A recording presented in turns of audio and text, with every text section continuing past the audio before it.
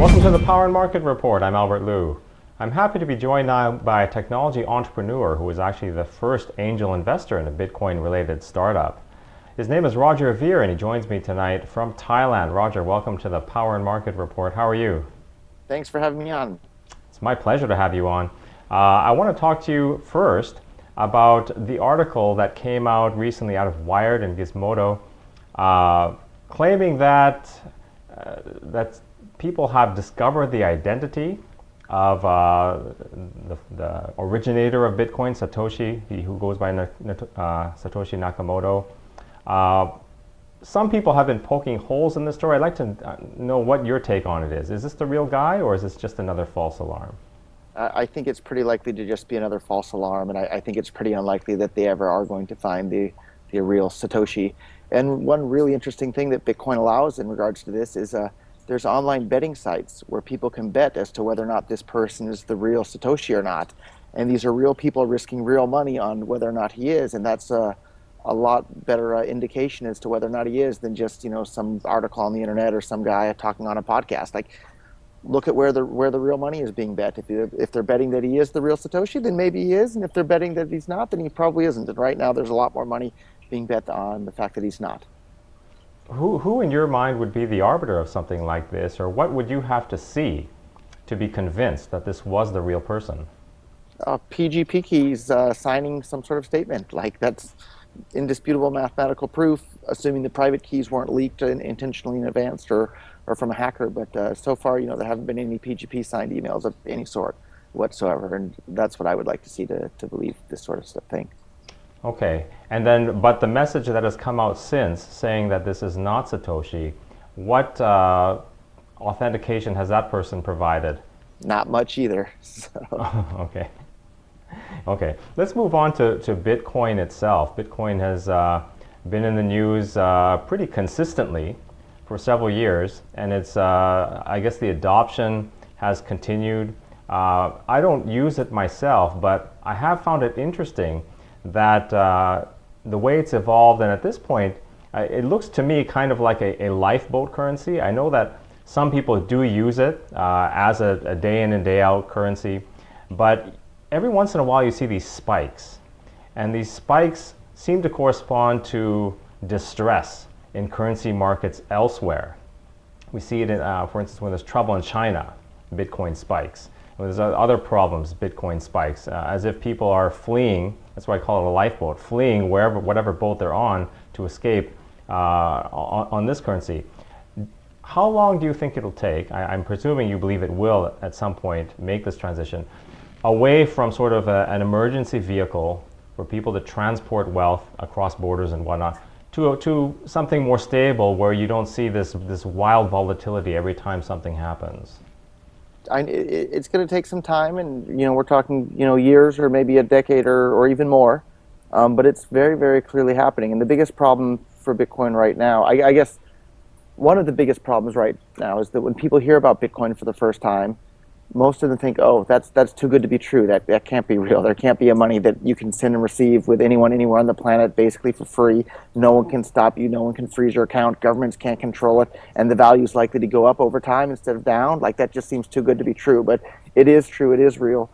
It's here, and we can all use it today. But the reason the price swings so much is because the total market cap of all the Bitcoins in the world is just a few $billions. And that's almost nothing in the grand scheme of things. So if Bitcoin really becomes popular all over the world, each single Bitcoin that today is worth 400 and something dollars is going to have to be worth $40,000 or maybe even $400,000 or even $1 million for a single Bitcoin is well within the realm of possibility. And that sounds like kind of pie in the sky talk. But if you sit down and do the math, it's very clear. There's never going to be more than 21 million Bitcoins in the entire world. So there's not even enough for everybody, even in California, to have one, let alone the entire United States or the entire world. So if Bitcoin becomes really popular, each single Bitcoin is going to have to be worth a heck of a lot more than it is today.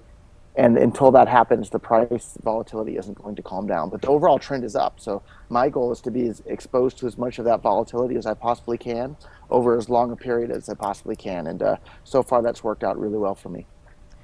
Do you see sort of a single impediment to its adoption? Because the way I see it, the world has never needed something like this more, in the sense that all of this chaos, all of the trouble we see in the financial world, it sort of centers around fiat currencies and sovereign debt and those things. It's sort of the epicenter of all the problems.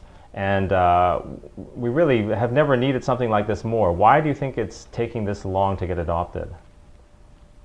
There's no official company behind Bitcoin. It's just an open source protocol that anybody can use. So there's no, giant marketing campaigns behind it. It's just a whole bunch of companies. And for originally, it was just a whole bunch of enthusiasts that weren't getting paid anything. So nobody really started paying much attention to Bitcoin at all until 2013, and even then, it was just a small segment. And even today, in a lot of places, you ask someone, "Have you heard of Bitcoin?" In the U.S., maybe most people have heard of it at this point, but even in the rest of the world, most people haven't even heard of it, let alone used it yet. But it takes time. But it's our job as people who understand Bitcoin and appreciate what an incredibly powerful tool for good it is in the world. It's our job to spread it and tell our friends and tell our family, and tell everybody around us about Bitcoin and how wonderful it is for all of humankind. Apologize, Roger, you broke up a little bit there at the end, but I want to follow up with this. You used to live here, you travel around the world now, attending Bitcoin conferences and obviously running your businesses as well. Culturally, where do you see the most culturally friendly attitude toward Bitcoin? And where does the US rank? Because like you said, it is, a lot of people here do at least know about it. I'm wondering, what have you seen around the world in terms of people's willingness to consider something that's really different and aggressive? I know everyone's an individual, and within these various groups, there's different individuals with different opinions. But the Dutch really seem to have taken a liking to Bitcoin, and there's quite a bit of activity in Holland with adoption of Bitcoin, and the U.S. actually there's quite a bit of adoption and things going on. And one of the most powerful reasons I think for people in the U.S. to use Bitcoin, even people that aren't interested in economics or central banking and monetary policy and that sort of stuff. Right now, today, at every single Starbucks in the entire United States, you can instantly save 20% by paying in Bitcoin using foldapp.com is the website. And it works instantly. It's super easy. 20% off at every single Starbucks that's a powerful motivating factor, because we all know how much, the stereotypical American loves their Starbucks. And there's another great tool called purse.io, so www.purse.io.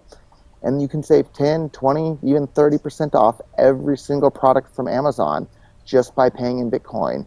And, I don't know a single person in my life that doesn't like to save money. So if you can save 20% off at Starbucks and 25% off at Amazon just by using Bitcoin, that's a really, really powerful tool to bring new people into turning them into Bitcoin users. And I think the biggest problem at this point is that people haven't heard of those services yet. And then maybe the second biggest problem is that if they hear about it, that kind of seems too good to be true. But they're both, completely real and legitimate and work wonderfully. And I use them all the time in my daily life. Okay, so as an example, the Starbucks program you mentioned, is that a Starbucks run program, or is that a third party that is offering the service for people? How do they do that? So there's a third-party company that what they do is they have one website that offers to buy people's Starbucks gift cards at a discount, because a lot of people can earn Starbucks cards from their credit card reward points or all sorts of various things, and then they just they sell that to this other website for maybe 40% off or something, the value of the card, and then this website turns around and sells those same gift cards to anybody who wants them for Bitcoin at a 20% discount. So the Bitcoin user saves 20%, and the person that's selling the gift cards, they didn't want them anyhow, so they get maybe just 40% less than the face value. So it's a win-win situation for everybody involved. It absolutely is. Now, you've been involved in startup companies, Bitcoin-related companies, from the very beginning. So you're a great person to ask how the research and development has morphed over the years. You mentioned individuals, enthusiasts, those type of people involved. Now I'm hearing that there's a lot of activity in Bitcoin. So what are you seeing? Who is driving really the development of Bitcoin at this point? Yeah, it's just brings a giant grin to my face to think about how far it's come. So 5 years ago, when I first got involved in Bitcoin, it was just a few computer nerds that were interested about it, and you had time to read every single post on the forum about it, and there there wasn't much other than us, computer nerds, most of which were, voluntarist market anarchist types, um, that were excited about this. And then today, I just came back from a Bitcoin conference in Korea a couple of days ago. The Bitcoin conference was sponsored by the Industrial Bank of Korea. Like, banks are sponsoring Bitcoin conferences now, and that's just unimaginable a couple of years ago. So it's anyone and everyone. Nasdaq is using the Bitcoin blockchain to do stuff. It's just amazing. Every single bank around the world at this point is looking into Bitcoin and how they can integrate it into what they're doing. All the traditional remittance companies are looking into it. The fact that banks are sponsoring Bitcoin conferences still just is mind blowing to anybody who's been following the space for any amount of time. So now it's anyone and everyone's getting involved. Overstock.com just got approved by the SEC to allow trading of their stock in their company on the Bitcoin blockchain. Or that's just amazing. So it's publicly traded companies are getting involved in Bitcoin at this point. So it's everybody. Initially the snowball was a little tiny thing and it was at the top of the hill, and now it's just rolling downhill and picking up more and more momentum. And that momentum is in the form of banks and publicly traded companies along the way that are hopping on the Bitcoin bandwagon. It's really amazing. It is amazing. I can appreciate why you'd be happy about that. At the same time, with banks, with securities comes regulation. Do you have concerns in that area in terms of what that might do to the development? Of course, I studied economics, so anytime the government gets involved in the economy, they cause misallocations of resources and they prevent the world from being as wealthy as it otherwise would have been. So, of course, I'm concerned about that from a practical economic standpoint. And then, of course, there's the moral philosophy in there as well. It's a small group of people telling other people, you have to obey us or we're going to hurt you if you don't. That's crazy too. So it's crazy on both the economic side of things and it's crazy on the moral philosophy side of things. So, of course, I'm concerned about that. But at the end of the day, I really think Bitcoin is kryptonite to the state. And Bitcoin's going to win at the end of the day. It's going to strip away the power from all the central bankers and regulators, and it's going to strip away their power to have control over peaceful individuals living their lives and interacting with each other on a voluntary basis. So that's why I have a giant grin from ear to ear every day I'm working on Bitcoin, because this is going to, set the entire world free of our ruling masters in government. Okay, can you talk a little bit more about that? I know, I asked you about timeframes. That's obviously difficult. The adoption is slow. It kind of goes its own way. But what exactly do you see as the end game? You talk about elimination of central banks and even states. What do you see as the end game here? For me, I see the end game as I want to use Bitcoin as a lever to move the world in a direction in which all human interaction is on a voluntary basis. And we don't have little small groups of people demanding that the rest of the world obey their arbitrary rules and dictates. And that to me, that's just crazy. And if you look around the world at how many wars and deaths and bombings and just horrible destruction that's causing, it's clear that there's a better way. And the better way is voluntary human interaction. Human interaction should be voluntary, consensual and voluntary, or not at all. And the essence of government is that it's people threatening peaceful people with violence if they don't obey their will. And Bitcoin puts a stop to that by cutting off their funding supply and cutting off their ability to control the money supply. And wow, what a powerful, amazingly powerful tool for good that is. Yeah, I appreciate and respect that as a goal. I share it actually. But I have trouble seeing it going that way. And here's why. And feel free to object. I look forward to your answer actually. But I don't see Bitcoin is a marvelous technology, no doubt, no doubt. But a lot of the problems that we have now, I don't see as sort of rising due to a lack of technology. They're more philosophical, moral problems and related to coercion and the threat of violence. And I'm wondering how Bitcoin will overcome that. So Bitcoin is the first currency that the world has ever had in which no amount of violence alters the way in which it works. So if you're using PayPal, men with guns, calling themselves the USA government or the IRS or whatever, can go to PayPal and say, give us all of the money that's in Albert's account at PayPal or Roger's account or whoever's account, or undo this transaction or undo that. With Bitcoin, there's no place that anybody can do that. So anybody, as long as they don't physically have your body in a cage, you can send and receive money with anybody you want anywhere in the world, and there's absolutely nothing that any amount of violence can do to stop that. And that changes the whole system. That changes the whole game. And there's no longer It takes away the ability of central banks to just print money at will. If you or I print more dollars, green pieces of paper, you and I go to jail for counterfeiting because it's destructive to the economy and it steals wealth from everybody else who's using dollars. When central banks do the exact same thing, printing money, it has the exact same negative effects. The only difference is they don't go to jail and they call it fancy names like quantitative easing or economic stimulus, but it's the exact same thing and it's bad for the exact same reasons. And with Bitcoin, all that power gets stripped away from them. Okay, I see your point about having a central point of weakness, for example, a gold vault or PayPal or something like that. But I'm talking about more on a personal level. So think of a low-tech solution to that problem would be people transacting in coin, precious metal coin, or even dollars, I mean printed dollars, transacting on their private property with people. That certainly is hard to defeat if it's implemented on a mass scale. Meaning, if everyone was doing that, paying for their food or household services, nannies, maids, and all that stuff. Some people do that in the underground market, but if everyone was doing it, that would be very difficult to stop. Yet most people don't do that with dollars. You can't, because you can't do that with dollars. So you're in the U.S. right now, and I'm guessing. Did I hear you correct earlier saying you haven't actually used Bitcoin yet? I haven't. So if you don't mind, I would love to show you a live demonstration of the power of Bitcoin. Do you have your smartphone handy? I'm going to send money from Thailand directly through Skype to your phone right there if you have it handy. No. And there's nothing that anybody can do to stop it. I'm not disputing that. I've actually seen that happen. I've actually probably seen you do it actually on Skype. But my point is with paper dollars, okay, not bank deposits. I'm talking about cash. With paper dollars, I can't do that. I'm in Thailand and you're in the U.S. With pieces of paper in my hand, I have no way to send them to you. Okay. With Bitcoin, I can do it anywhere in the world. Agree. You know what? And I grant you that. People send, especially large sums of money across the world, you can't do that. But I'm just saying, people are not taking the small steps that they could. And certainly, most of the commerce occurs locally. But people are not doing that. People are not using the low-tech solution. So I'm wondering why you think that if we introduce a higher-tech solution, granted, it's like I said, a marvelous technology. Why do you think that's going to change something that seems to be psychological?